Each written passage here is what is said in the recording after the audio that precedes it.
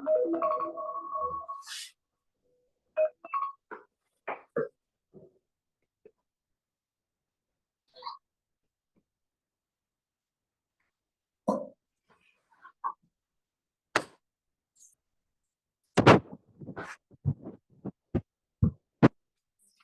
and get started. What I'm about to say does not apply to the majority of individuals in this room, but it does apply to at least a couple of the individuals in this room. And that is, for some individuals, this first test needs to be the drop exam. Now, unfortunately, this was the easiest exam of the semester.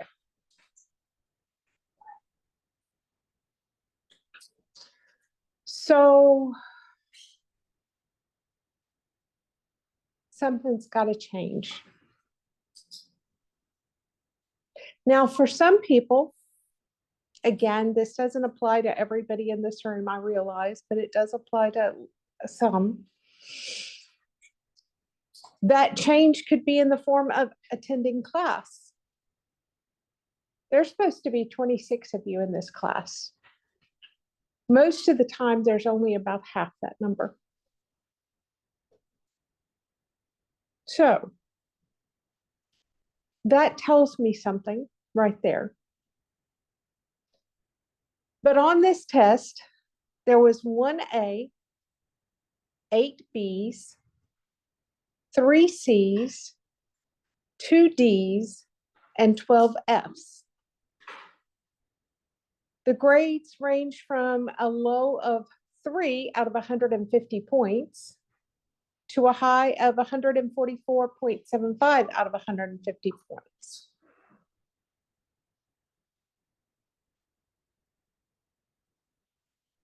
If you have an A, B, or C on this test, well, if you have an A or B on this test, you're probably going to be okay.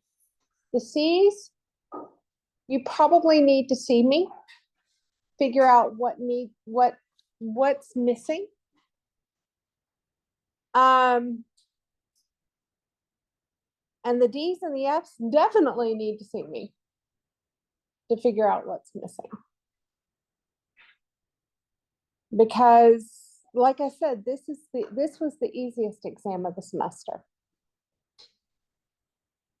The next exam is probably, for most students, one of the hardest exams of the semester.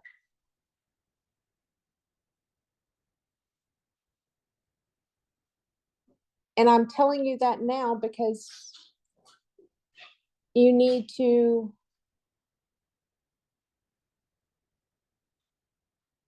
realize that the next exam is the hardest. And what I mean by that is I've seen students score the most poorly on the next exam. After the next exam, we tend to get into mathematics, so it depends upon how good you are at math, whether it gets easier or not. So I'm going to pass back this exam. And the way you look at the exam, number one, if you want to know the percentage that you got on the exam, because a lot of people look at things from a 0 to 100%, then you can go on Blackboard and look up your exam grade. I listed it not only as the number of points, but as the percentage. But what you do is when you get your exam back, on the very back page, I list how many points you got out of 150. If you want to do the math, you can figure out what that means with respect to your grade. On the very front page, I'll list how many absences you have. And for a couple of you, I knew you were going to be absent, but the majority just that have absences just don't show up. So anyhow, so that's one thing.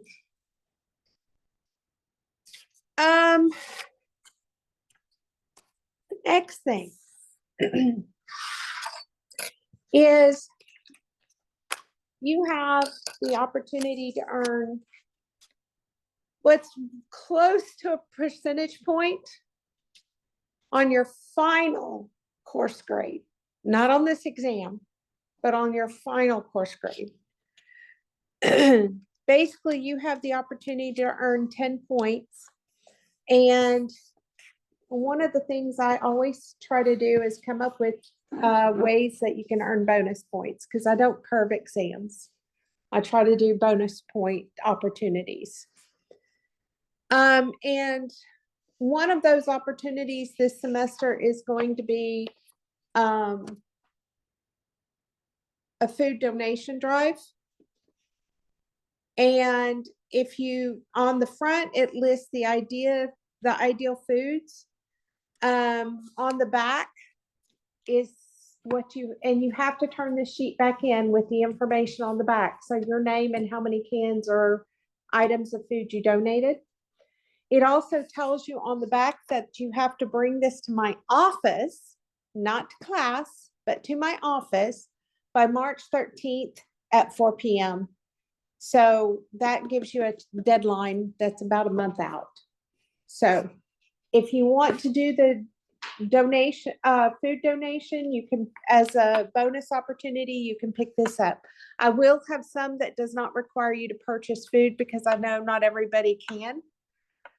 I will have another 10-point opportunity somewhere, so that at least it's so that people can earn points that cannot donate food. Any questions for me before I pass back the exam? And if you want it, like I said, you pick one of these up when you grab your exam. Yes. Today, I will be in my office from 3 to 4:30.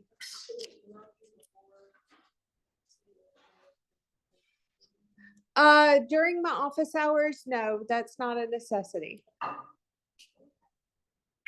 Other questions? Brian Acosta. India Aldridge.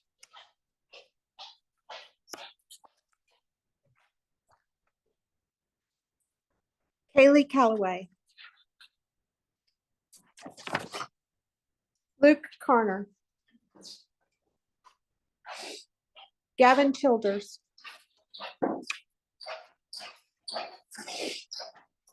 Kennedy Childs.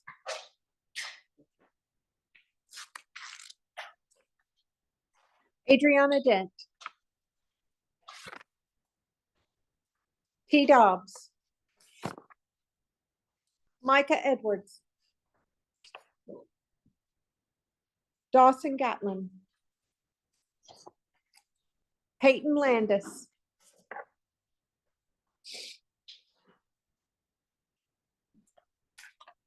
Drake Wynn.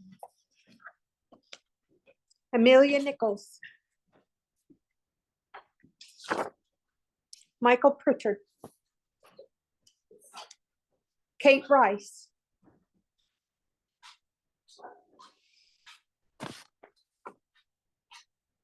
Alina Rogers.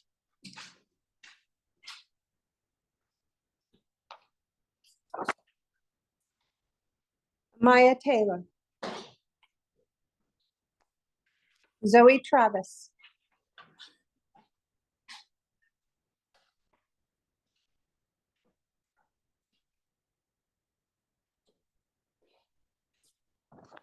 Angela Unruh. Taylor Warren. Kaylee Wilson. Aaron Worthen.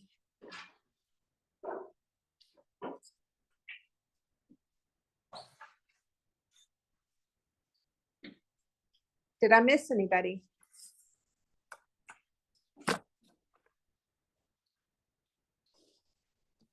Also, I think today, I hope today, I will be posting the answer key on Blackboard, so you can look at the answer key.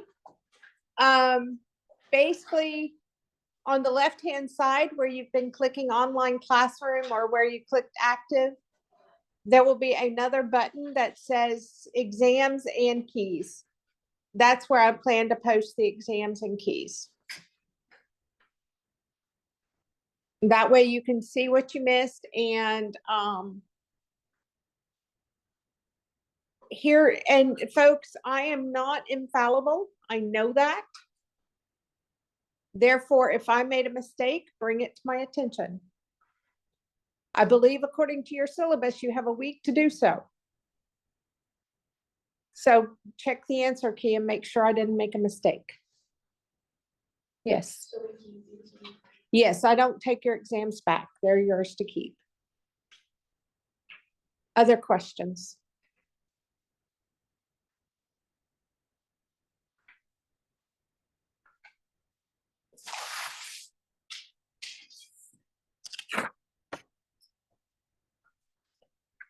Okay. Then I'm going to go ahead and get started in today's information. Today and Thursday, the main thing we're going to be doing is we're going to be taking and working with ionic compounds, whether that is taking and naming ionic compounds from the formula, which we'll be doing today, or whether we'll be taking the formula and getting the names of the ionic compounds, which we'll do on Thursday, or a mixture of both, which we'll do on Thursday. Now, if you don't know your polyatomic ions, and if you don't know the name of your ions, that's going to be a problem, because that you're going to be relying on that information from the past exam for this exam. So continue working on those. Okay, so if we're going to name an ionic compound from the formula, the first question we have to ask ourselves is,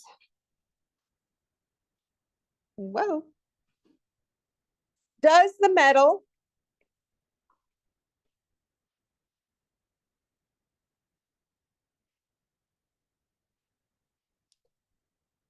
have a constant charge?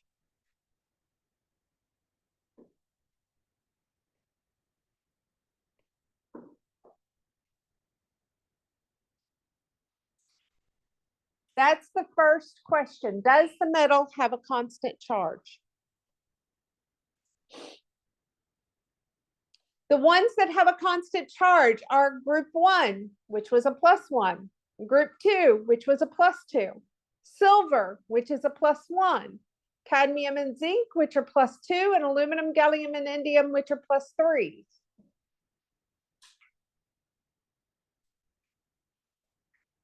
Now, if the answer to this question is yes,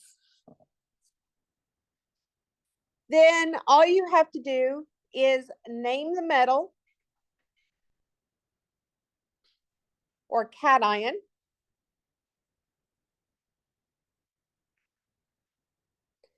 and name the anion, and you are done.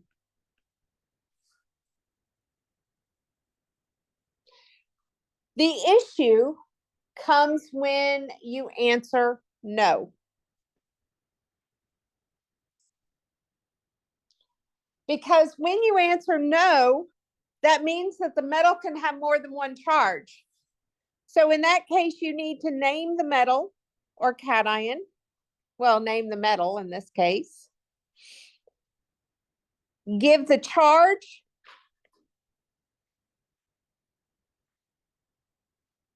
On the metal as a Roman numeral in parentheses.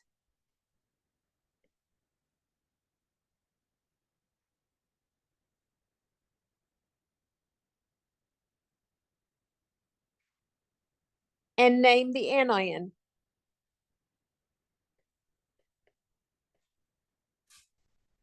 Now it is that middle piece that is going to be the challenging piece. So let's talk about how we can obtain that Roman numeral.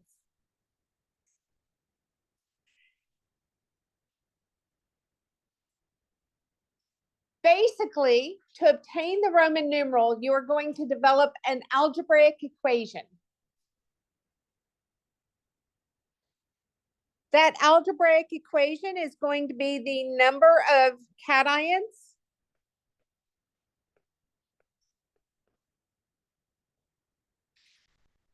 times some variable.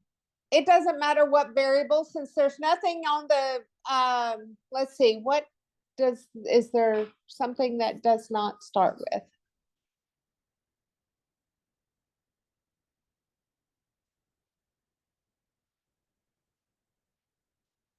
There's no element that starts with X, so hopefully we won't get it confused. Well, xenon does, I guess. But that's the only element, and it's not a metal. So number of cations, and that's supposed to be a times X plus the number of anions times the anion charge. And you're going to set that equation equal to 0 and solve for X.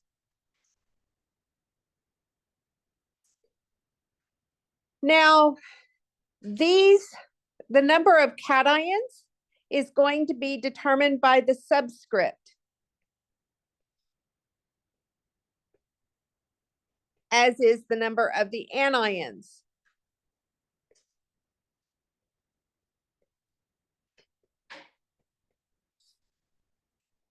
Anion charges, you should know.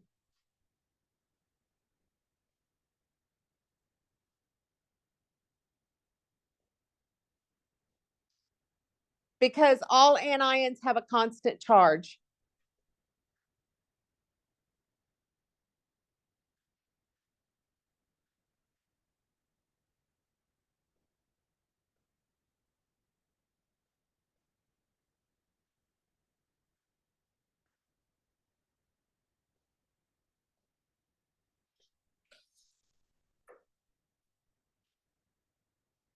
Okay, so we're going to look at some examples and we're going to work with those examples.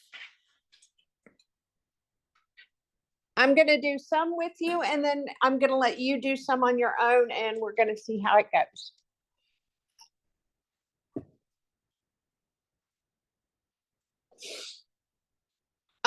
So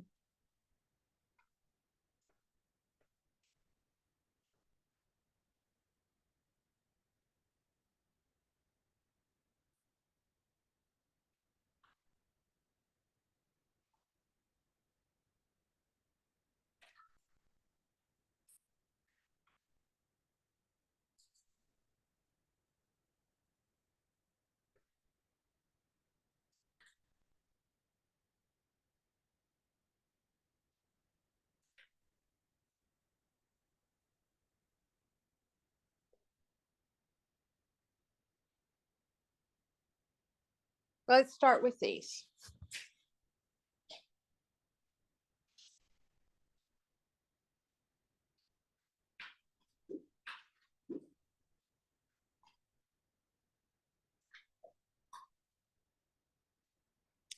Okay. So the very first question, or the one question you're supposed to ask yourself, is what?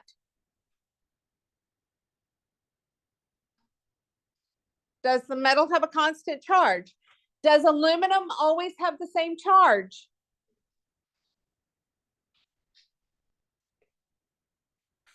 Does silver always have the same charge? Does copper always have the same charge? Does magnesium always have the same charge?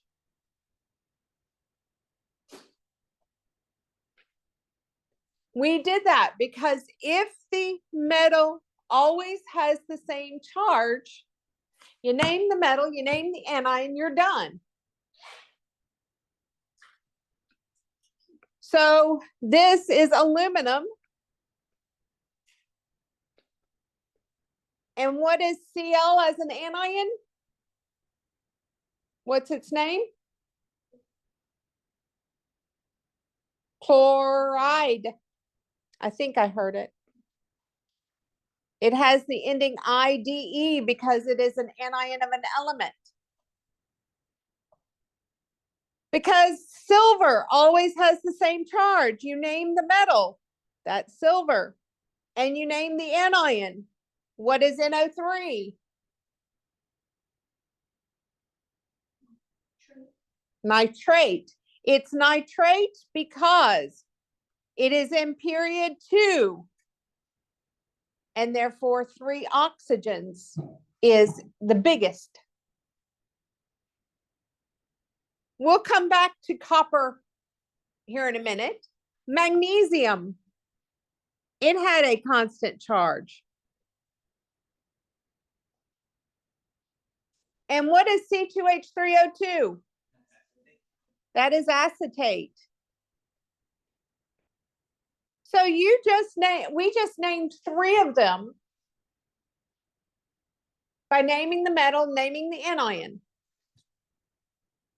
The first one was aluminum chloride, the second one silver nitrate, the third one magnesium acetate. Now let's come back to the other one.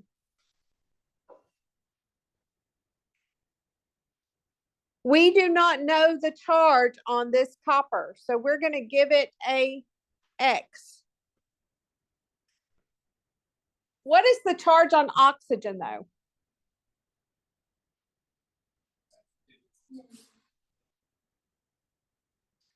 Okay. So there is 2 times X, or 2X.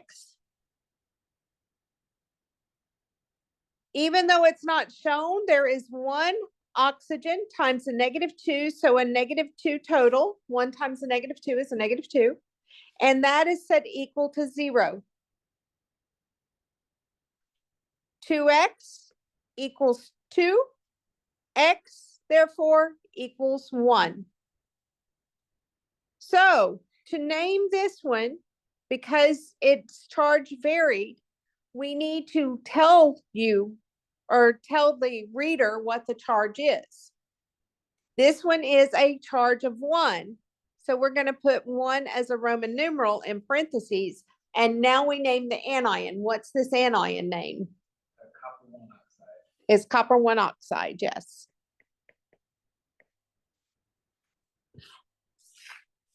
Questions?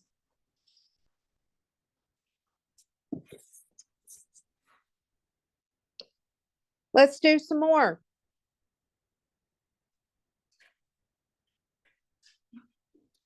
Oh, let's see. Always like that one.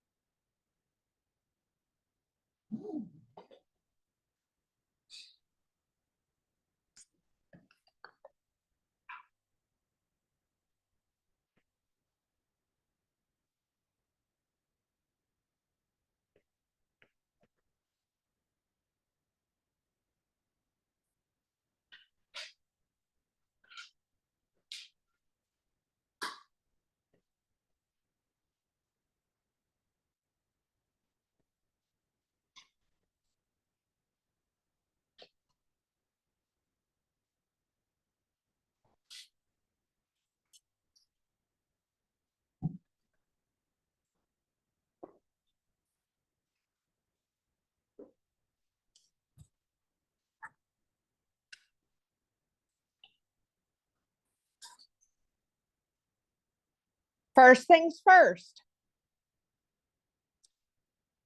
We ask the question, Does the metal have a constant charge? Does chromium have a constant charge? No. Does strontium have a constant charge?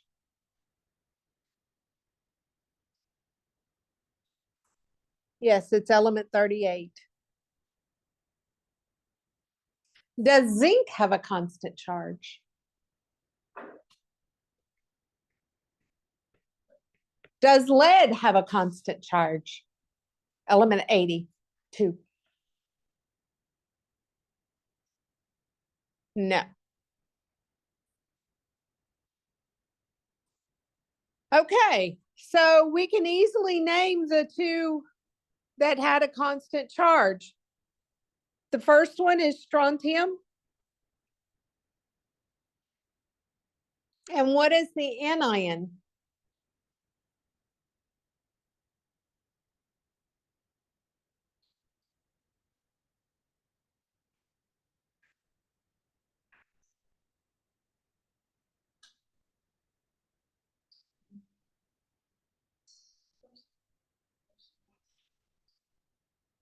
That's the key. I got arsenite, arsenate, and arsenide.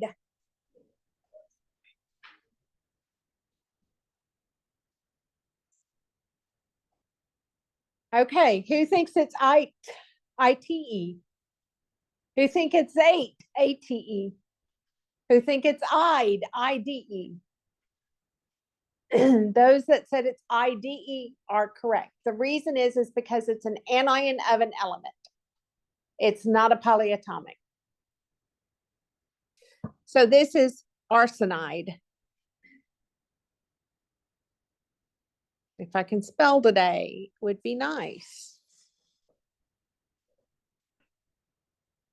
Okay, and our zinc one. What is the anion? Sulfate.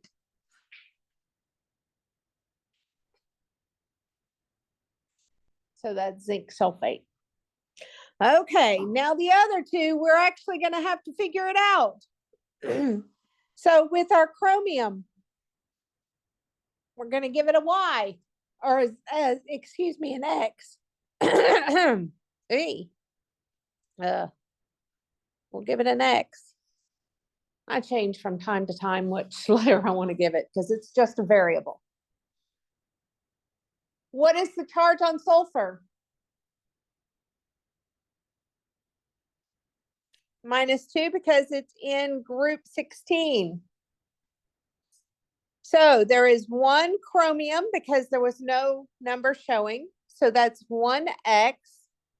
There's 3 times the -2, which makes a -6, and that is set equal to 0. 1x is equal to 6, so x is equal to 6. So this is going to be chromium 6 for our metal. And what is the anion going to be named? Sulfide, because it is an anion of an element.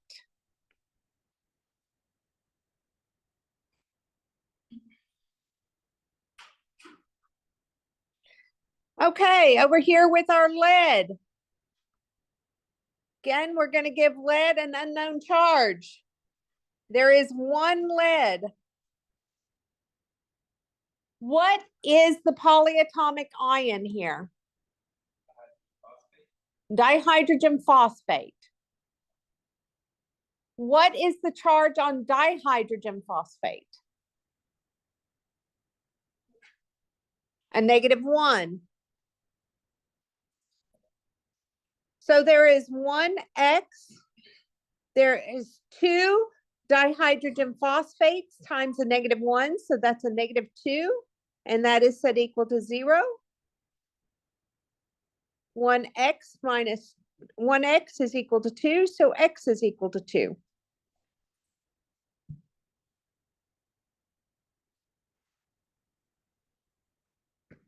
So the charge on that lead is a 2.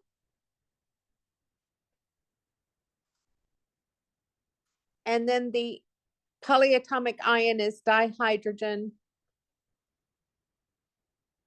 phosphate.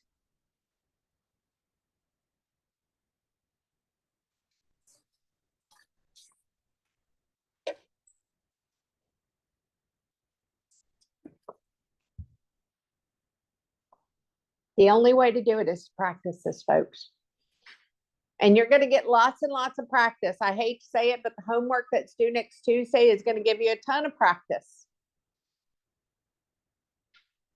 Yes.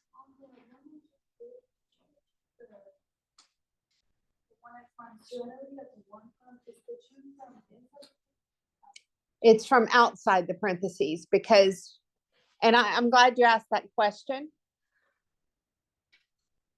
When we're dealing with a polyatomic, if you'll recall, and I know it's a challenge because it was before the test, we would determine how many we needed of the polyatomic, and that number always went outside the parentheses.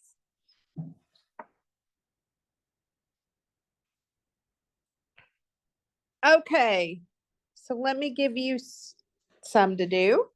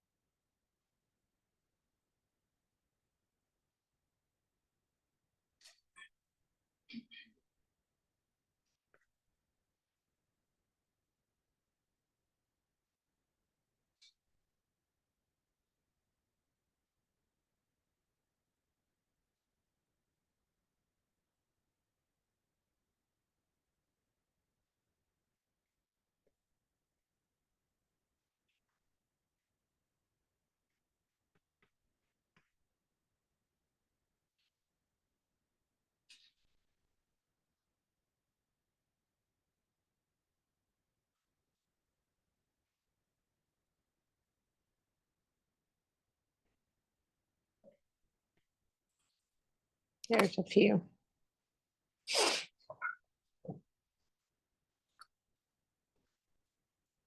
And yes, I did throw a tiny loop into this one because this time, this is the one cation that's a polyatomic.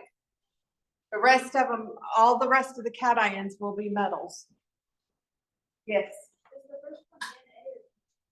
N2.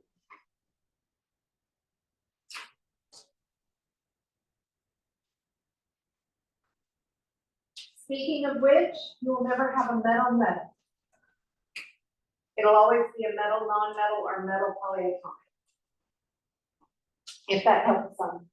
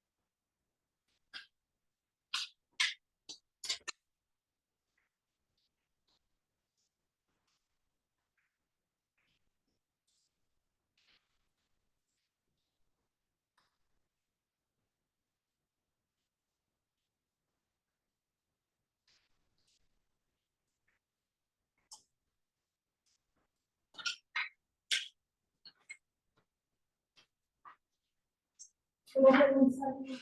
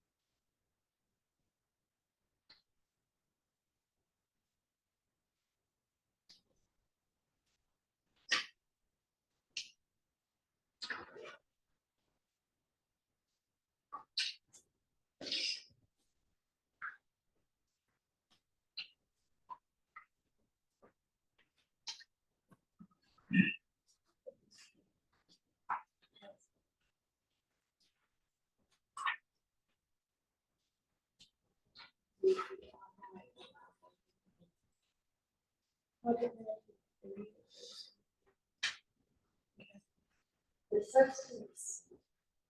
The substance.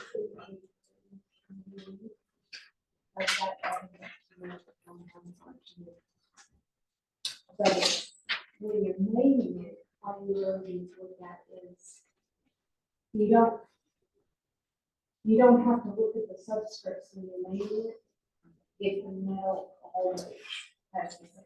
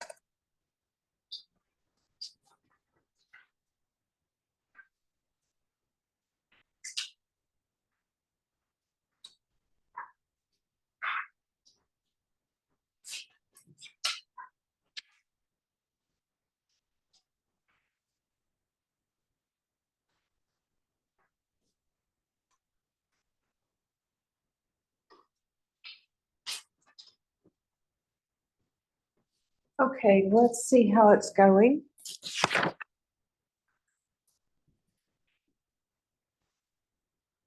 First things first. Beryllium is in in group 2, so it has a constant charge. Indium is one of the ones with a constant charge. Cobalt's not. Rubidium has a constant charge. Ammonium is the only cation polyatomic that you've got to know, and it's always constant because polyatomics are constant, period. And sodium has a constant charge. So that means 5 out of the 6, all you had to do was name the cation and name the anion. So this first one was beryllium, nitride, because it's an anion of an element. The next one was indium selenite.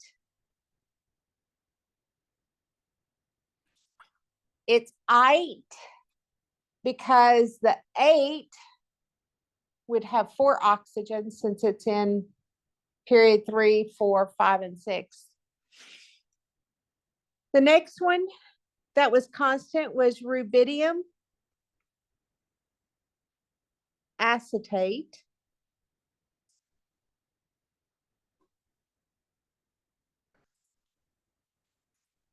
The next one, again, this is a polyatomic. It's the one cation polyatomic you've got to know. And that is ammonium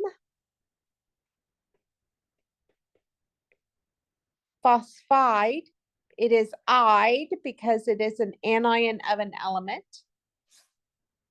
And the last one is sodium hydroxide.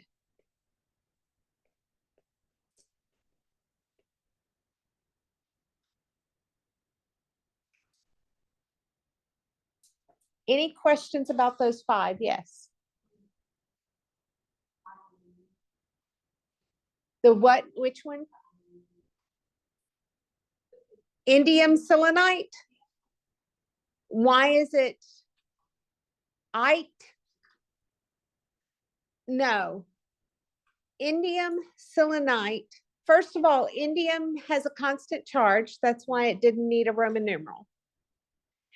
The selenite comes from the fact that since selenium is in period 3, 4, 5, 6, it means that the 8 would have 4 oxygens. So this is selenate.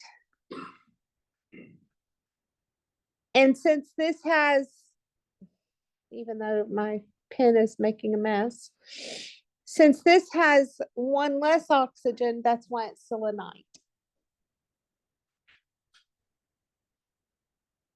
Yes.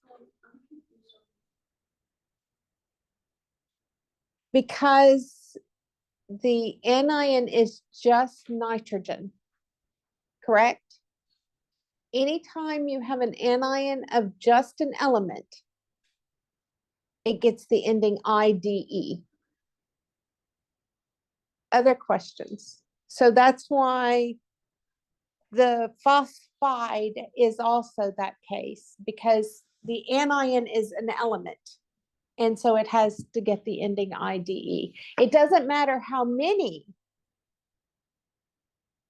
of that anion there are. What matters is what the anion is. Okay, this last one is the only one we have to figure out. We had cobalt. There's 1 cobalt. We don't know its charge, but what is sulfur's charge as an anion? -2, because it's in it's in group 16. So 1 times X is 1X. 2 times the -2 is a -4, and that is set equal to 0 because ionic compounds must be charged neutral. 1X is equal to 4. X therefore is 4. So when we write this one, it would be cobalt 4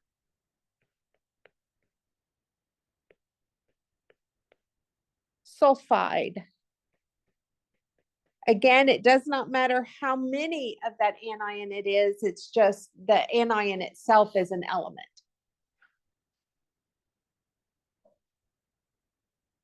Questions?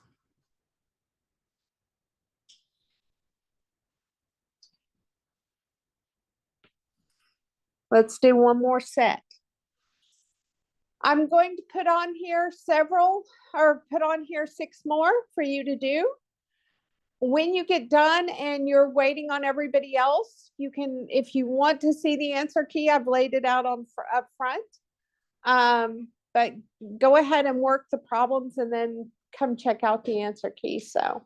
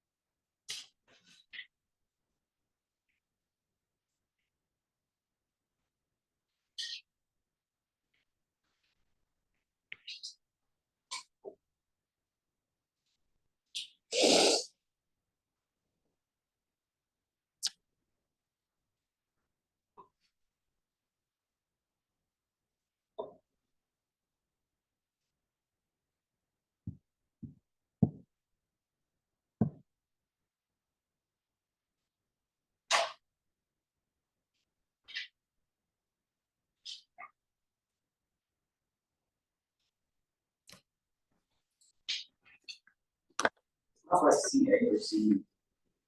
That's CA.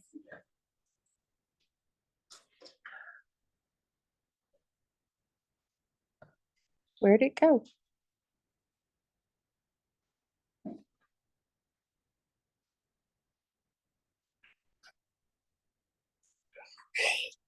Fix that one.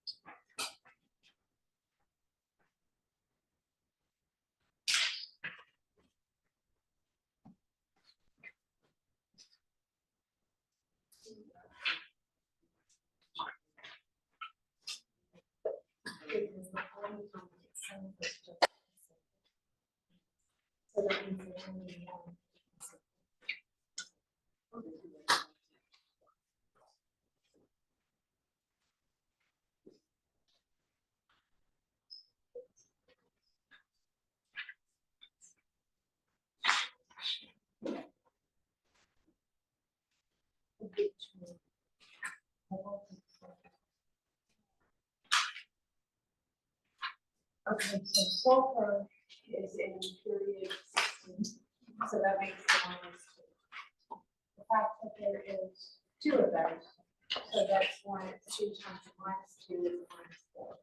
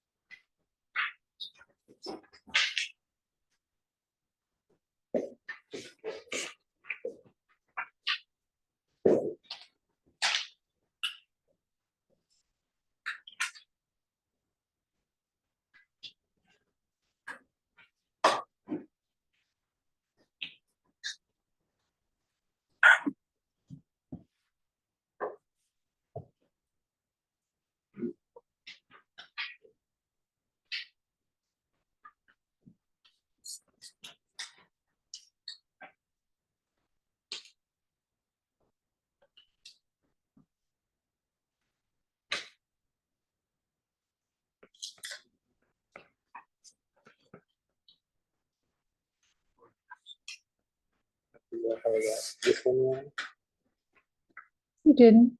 Oh, you did. I was quite, so I was being a stickler. It looks like a small K. You've got to make sure that the first letter is capitalized. Otherwise, it's not wrong. So that was being a stickler because I made sure to mention it's got to look like a capital for that first letter.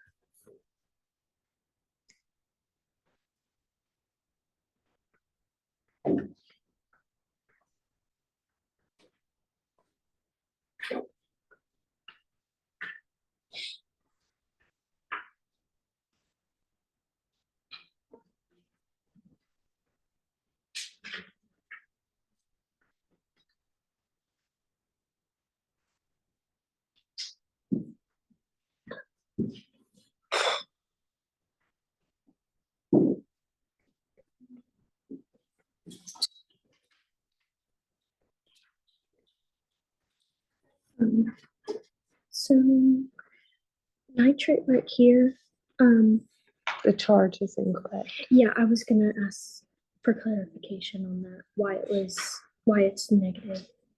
Nitrate's always, okay, so Is it 'cause period, it's in period period 2 doesn't follow the rules Okay. Okay. that the rest of them follow. Okay. All right. Yeah, I knew there were some things that I guess I just didn't. Yeah, period 2 doesn't follow the same rules as Okay. period 3, 4, 5. Okay. Just with when it's a polyatomic. Yeah, Okay. it just doesn't follow the rules.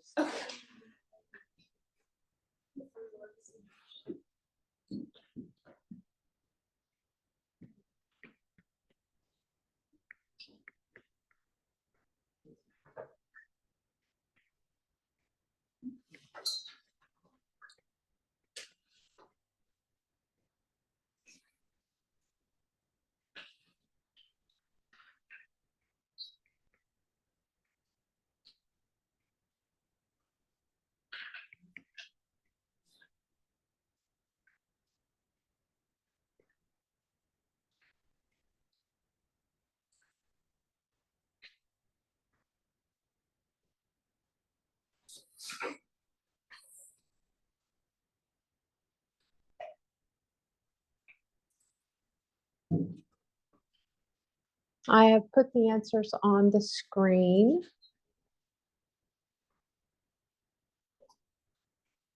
Basically, now, so these two, whoa, come back here, you. This goes together, this goes together, in case I needed to explain. But otherwise, it's right up against the name.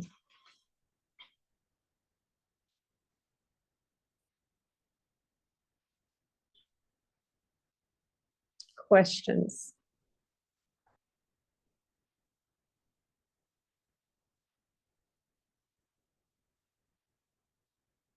Yes.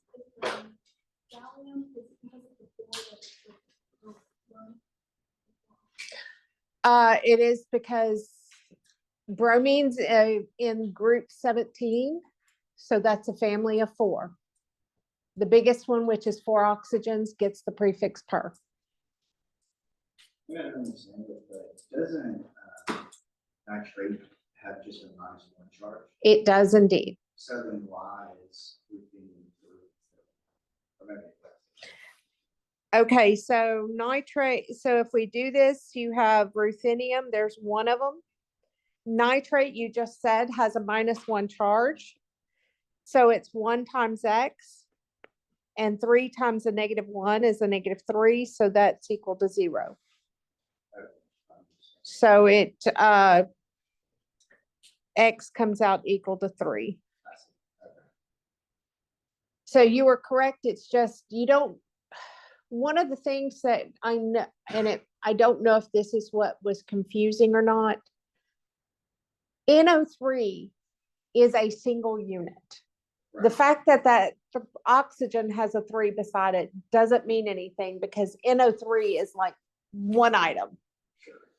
It's only what's outside the parentheses that matters when you're determining the charges. The first one?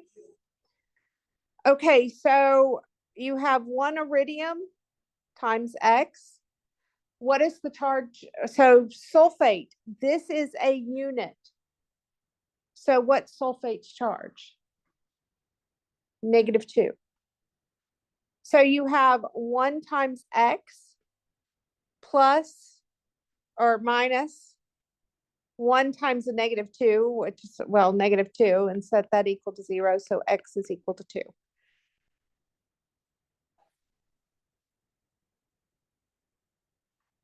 Okay, so one thing that may help.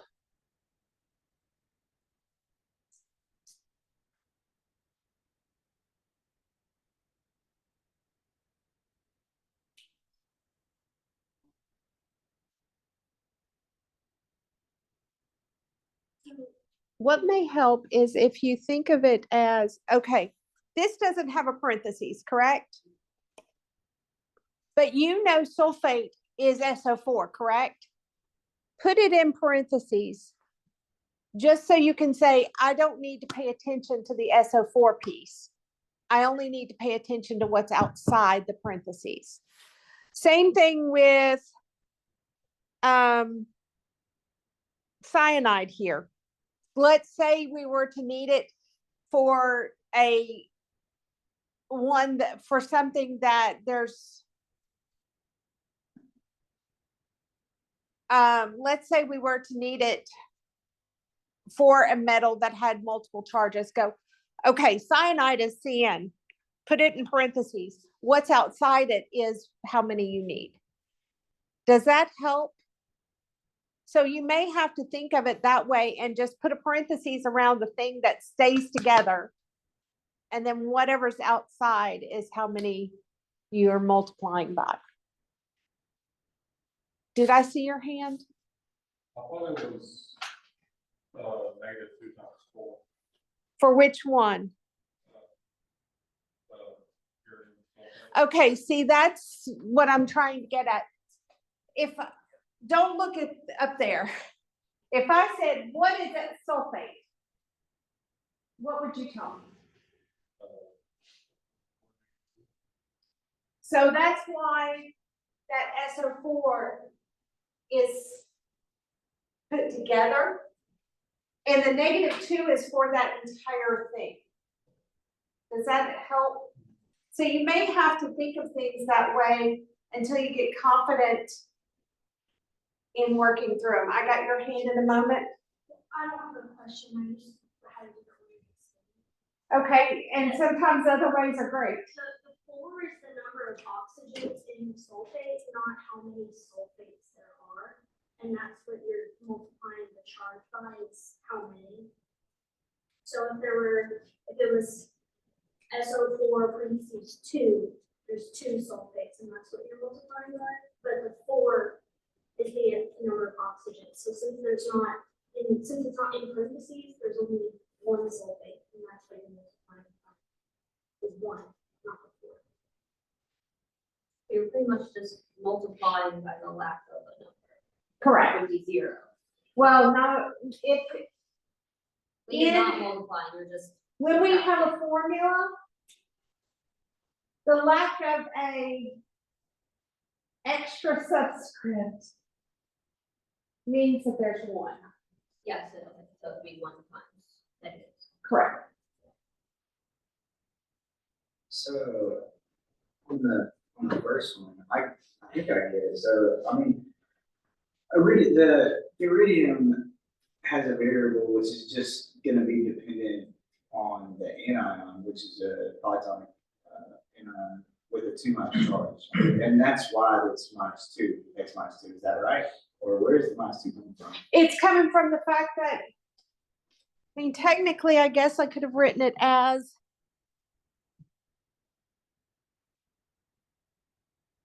let me make sure I do this so it makes sense. When I'm comparing it to the one below, it's like, like I said, maybe I'm thinking about it. I think it would help if you, because this is you're skipping steps, like with the algebra. Because I think some people are used to writing out every single step. And I think, because it can. Well, on this one, I did a little bit. I didn't skip a lot, but.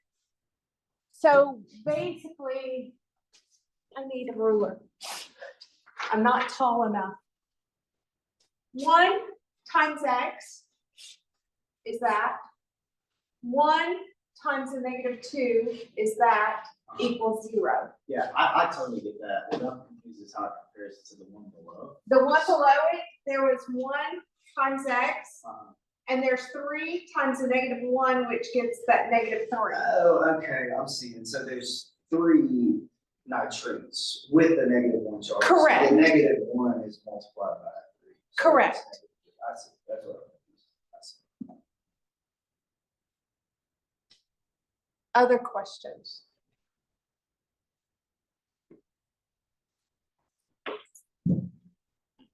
We will be practicing more of these on Thursday.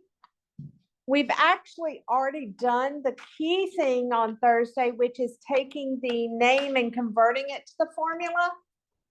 But we're going to do a few more of those just to get our minds back into that habit. And then we will, then I'm gonna mix it all up, whether it's formula to name, name to formula, because that's the way it's gonna appear on the test. Yes, So we're gonna have to know how to look at these and name them and write out each one. you're gonna have to be able to go from names to formulas and formulas to names. So an example, so that you can kind of get a picture of what's gonna happen. It's only a partial picture, but the optional homework for this week is ionic compounds, and sometimes, and I vary them up there, so you'll get formulas sometimes and names sometimes, and you have to give me the opposite. Next week, I will be introducing some other formulas and names, and then they all get mixed up. And so it's going to get tougher. So one of the things I want to drive home, and one of the things you have to be able to distinguish when we get into everything mixed up, is that first question. Is the question, is that first element a metal or ammonium? But is it a metal typically? Because if it's a metal, it's ionic, and that's the only rules we have discussed so far. Is ionics. We're going to get into covalence next week, and that's going to mix everything up even more. So first rule, is the first element a metal? It's ionic. if it is. Other questions? We're gonna do a lot more of this. The next 2 weeks, 2.5 weeks is gonna be a lot of naming and formulas. And I mean a lot of them. And it will make up 2/3 to 3/4, maybe even all of the second exam. It depends upon where we get to. So you gotta know what you're doing, folks. Okay, I'll leave this up here, but I will see you on Thursday for more of this. And I'll mix it all up. No, you get to keep your test. So is that all we're doing on Thursday, practicing? We're going to also go from this, today we went from formula to name. Thursday, we're gonna go from names to formulas and formulas to names. So like that, and then we have to write it out like that. That will be only half of what we do on Thursday. Okay.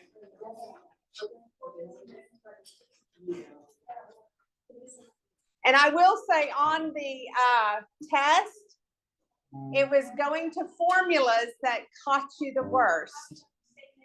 Y'all did names okay, but the formulas got you pretty bad.